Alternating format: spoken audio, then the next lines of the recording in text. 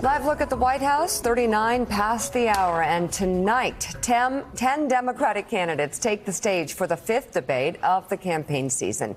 It airs tonight at 9 o'clock Eastern and is hosted by MSNBC and The Washington Post. Joining us now, national political correspondent for NBC News and MSNBC and author of The Red and the Blue, Steve Kornacki. And in Atlanta, Axios political reporter Alexi McCammon. Good to have you both. So before we get to any of that, I'm so glad you're here, John. Because I want to talk about Bloomberg. I saw Steyer up there, and it reminded me of Bloomberg. Bloomberg was going to announce yesterday, the mayor, and that day slid. And do we know, are there second, third thoughts? Because we had been hearing it was a go. That he was lining up and he was launching on Monday and nobody was going to stop him. Right. I find it curious. And you'll note that not just Monday has passed, but I believe also Tuesday has passed. And exactly. We are now here and it is Wednesday, and as far as I know, nothing is scheduled for the day. So I think, they have been very purposeful about keeping the ability to. They are taking soundings, right? I mean, the stop and frisk thing. All these things have been designed to read the wind and weather. I still think that people around the mayor believe the systems still are go. But every day that passes where an announcement does not come, I think opens the door further to the notion that the door is now going to close again. Well, the thing is, Steve Kornacki, things move so quickly in politics. And we saw last week when Mayor Bloomberg was moving toward this decision, there was a general consensus, and we can say, yes, a general freak out in the Democratic Party that Elizabeth Warren was on her way, selling to the nomination. And then suddenly, boom, that rise stops. Mayor Pete moves up. Joe Biden's bleeding seems to have sort of slowed down a bit. And suddenly you look at the top of Iowa and New Hampshire, and you've got two moderate people that are in the space that Mayor Bloomberg was going to sit in. Well, that's the whole thing. I think the Bloomberg thing, especially just given that he's talking about the folks around him, at least, are talking about skipping the early states. It's premised on Warren and or Sanders breaking out in the early states and somebody having to be there to try to stop them. Whether that could work is a whole other thing. But yeah, look at the Des Moines Register poll. Probably the best poll, definitely the best poll out there in Iowa. Buttigieg right now opening up a lead right there. Now, the question with Buttigieg is twofold. Is number one, opening up a lead in the middle of November. Can that last until the start of February? We're going to start to find out tonight in this debate because, believe me, he'll have the biggest target on his back, I think, on that stage tonight. How does he hold up under that scrutiny, the scrutiny of the media that I think will start asking more critical questions maybe than it has before? How does he hold up? And the second question with Buttigieg is we have seen in the past on the Democratic side, if you're able to win Iowa, generally Iowa has produced winners on the Democratic side who are broadly acceptable to the Democratic electorate elsewhere, and they've gone on to win the nomination. Obama, Kerry, even Clinton in 2016. Pete Buttigieg has not yet demonstrated that he's broadly acceptable to the Democratic coalition. I think that's fair to say, considering the South Carolina poll, he had 0% of the black vote. May be a slight problem moving forward. Can I just say something, though? Because the more people see him, the more they like him. And I feel like there are these narratives being cast on him, A, because of his age, which is very young, and B, because, he can't make it because ... We've heard that before. What's ... We've heard that before. Yes, a lot of people will We've tell you. heard that about the first African-American president of the United States. But hold on. A lot of people, Steve, are saying that, and I'm talking about civil rights leaders, are saying it's a hard slog for Mayor Pete to get support from older black voters who are the backbone of the Democratic Party. That's just a reality. Well, I think there's a couple issues he has. First of all, I just say the one thing you see in that South Carolina poll, about 60% in the polls say they don't know much about Buttigieg, and he's got 0% with them. 40% say they do know a lot about Pete Buttigieg. He's also getting 0% with them.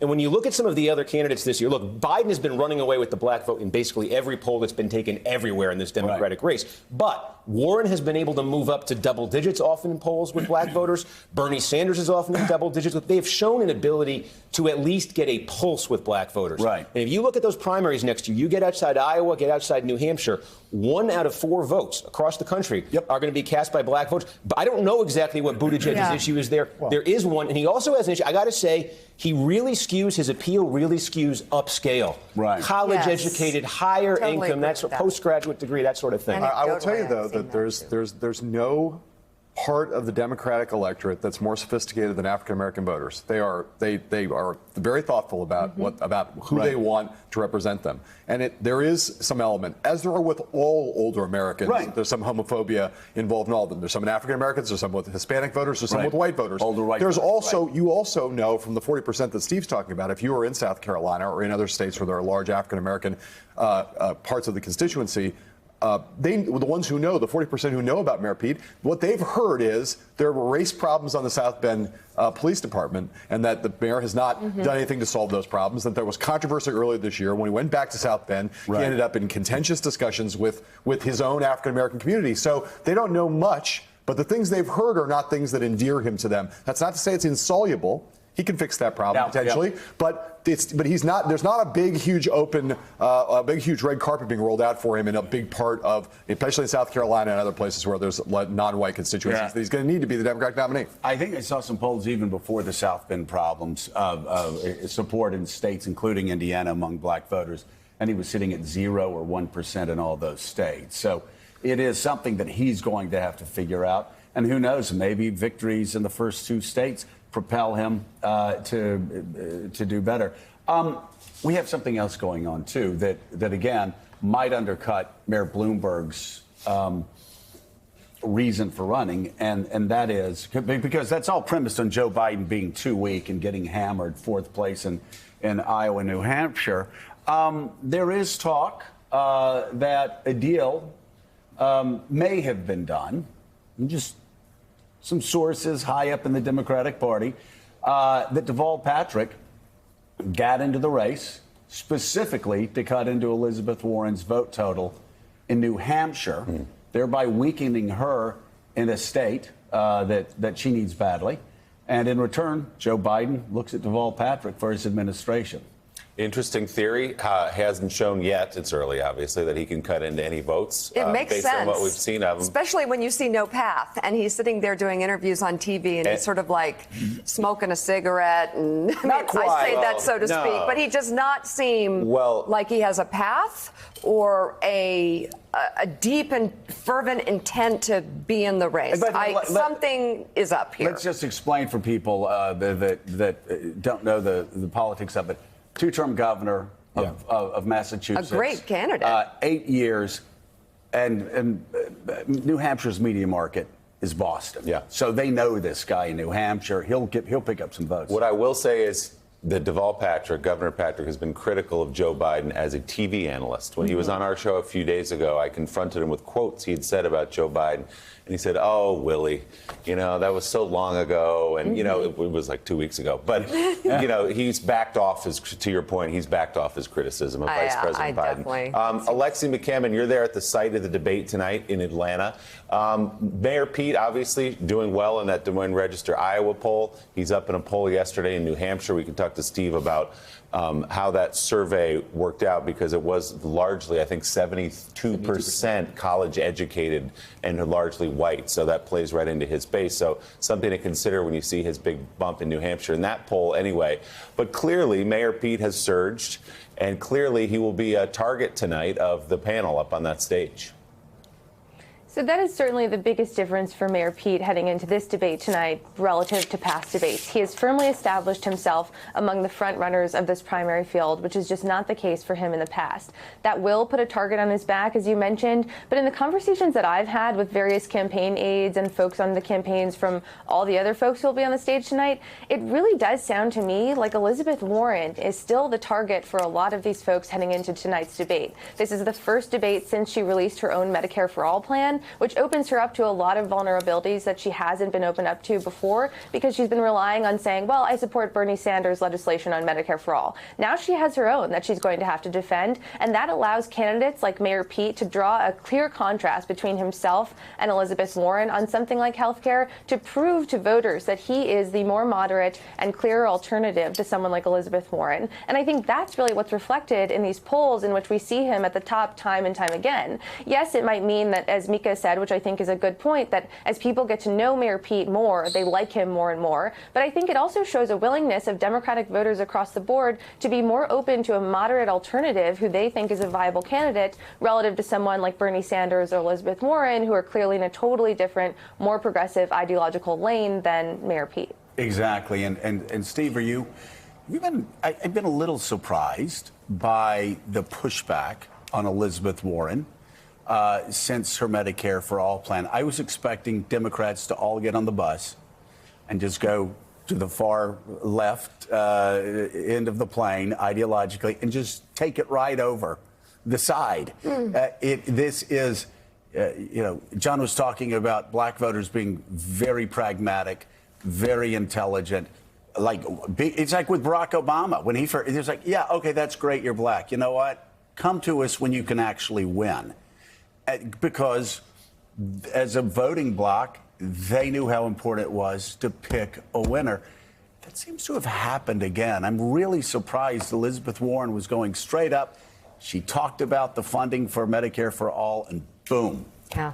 It just stopped. It really is interesting. I mean, this question we're asking about Buttigieg, now that he's going to get this kind of scrutiny, how does he hold up? That was the question about Warren a month ago. And the answer is, in the months since then, her numbers have stopped climbing. They've plateaued or even started to fall back a little bit. So I think it is interesting. And it does seem to me there was this reaction broadly in the Democratic Party to Bernie Sanders in 2016, to the support that Bernie Sanders got, the fact that he got about 43%, I think, nationally in the Democratic primaries against Hillary Clinton. And there was this rush to his side of the party, to his, I say of the party, he's technically an independent, but to his sort of side ideologically, especially on health care. You saw a lot of Democratic candidates who were trying to sound like Bernie Sanders early in this campaign. And I think there's been a belated recognition. You even see this with Buttigieg, I think, who's really embraced this moderate idea in the last couple of weeks, last couple of months. There's been a belated recognition that there's more to the party than that, more to the party than what Sanders was able to get in 2016. There were more reasons for what Sanders was able to get in 2016 than just ideology. And I think there's also a bit of a belated recognition that Twitter isn't the Democratic Party. I think that was driving a lot of the sort of maneuvering and posturing of these candidates early on in this race. That is really important. Yeah. I mean, you mean Mean Girls isn't real high school? You mean Clueless? I didn't It's know not real that. high You know, school. Alexi's assessment, her observations, I think are actually really right on.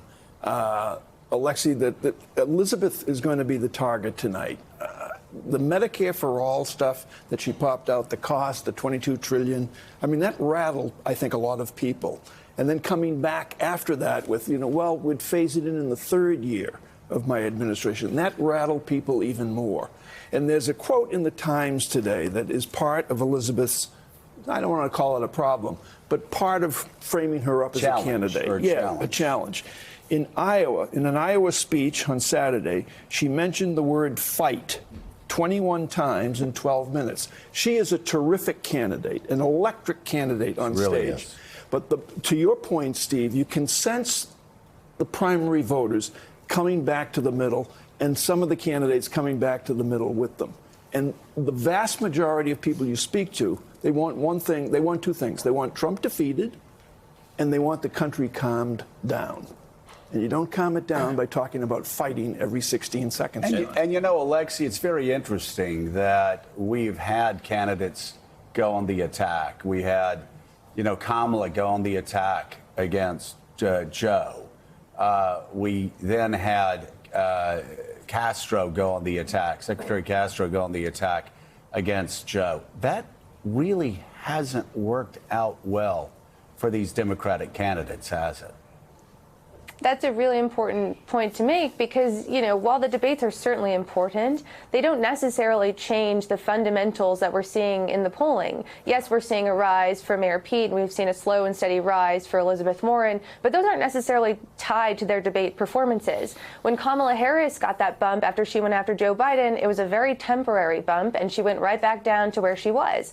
For Secretary Castro, it didn't change his polling numbers positively, and it sort of allowed him to stay where he was. was, which was between 0 and 3%. So the candidates know that there is an inherent risk to going after another candidate on stage. What they all will try to do is draw clear contrast between their policy vision and the person standing next to them or someone else on the stage. And I think that, again, going back to this Warren Medicare for All thing, that what might be more potentially interesting tonight, because that sets her up for a clear contrast with someone like Bernie Sanders. There will be a whole conversation and potential feud between those two for the first time, because he is willing to admit that his plan will raise taxes for middle-class Americans, and now her plan that she has put out claims that it won't, but there is still a lot of skepticism among voters about whether or not that's actually true. And Mexico will pay for it. Oh, they always do. Something else to consider when we talk about Warren and Bernie and their plans. Something else significant in the Democratic Party happened in the last week, and that is that President Obama, the most popular figure in the country and, of course, in the Democratic Party, came out and said, pump the brakes, guys. He said the American people don't want a revolution. Yeah. They want an improvement. We worked hard to get the Affordable Care Act. Let's improve on that. He basically, without using their names, was talking to Elizabeth Warren and Bernie Sanders. We've said it time and time again, Steve Kornacki. Barack Obama is extraordinarily popular in the Democratic Party. Obamacare, extraordinarily popular in the Democratic Party. It's been one of the great mysteries to me why every Democrat on the stage doesn't say, we're going to universal health care. We're going to continue the fight Barack Obama began. We're going to mend it, not end it. That gives him everything. Contrast with Trump, contrast with Republican attorney generals trying to get rid of pre-existing conditions, contrast with Republicans who are trying to shred protections from middle class and working class Americans. It protects them with union members who really like the private plans that they've negotiated. It just seems to me, unless you're Bernie, who really, really believes it, and I respect him greatly for that, but for everybody else up there, it seems like political malpractice. You just think Barack Obama, I think there's a lot of Democrats, a lot of activists, I think, who look at Obama, Trump ends up replacing him. Obama won 2 national elections with outright majorities of the popular vote. 53% in 2012 Democrat and 51%. to do that since FDR. FDR. Yep. A good place to start. Alexi, go ahead. No, I think it is just one of these things that's happening, of course, the campaign, is that you're listening to people like Barack Obama and you're listening to governors like you got Iowa and these other places. It's starting to emerge that Medicare for All is a real problem, and these Democrats are hearing from people on the ground these states are going to be hard to win if they're carrying that albatross around their neck. Alexi McCammon and Steve Kornacki, thanks to you both for being on this morning. Much. Thanks for checking out MSNBC on YouTube, and make sure you subscribe to stay up to date on the day's biggest stories. And you can click on any of the videos around us to watch more from Morning Joe and MSNBC. Thanks so much for watching.